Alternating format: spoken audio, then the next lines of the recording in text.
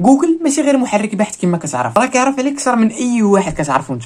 فقبل ما نبداو دير لايك سبسكرايب ويلا نكمل. انا غادي نقول لك انك تسجل على كلشي. مثلا جوجل كيعرف اولا فين كتمشي، شنو كتقلب وشنو كتشوف ايضا. حتى الا مسحتي من لي ستوري، مسحتي اي حاجه عندك ديالك خاصه بك، البيانات كتبقى عندهم. ثانيا كيسمع ليك.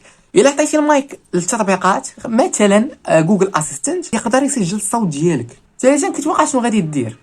مثلا كتكون كتطابي بحال هكا في كلافي بحال هكا ياك، فجأة كتبان لك قبل ما تكمل الكلمه هو عارف شنو كتبتي. رابعا سجل حياتك كامله. غتقولي كيفاش؟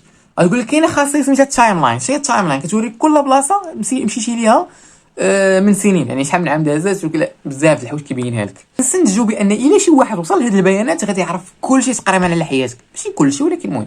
دابا السؤال، واش فعلا انت اللي كتستعمل جوجل ولا هو اللي كيستعملك لاموره الشخصيه؟ فهذا فيديو خفيف ظريف. دير لايك سبسكرايب.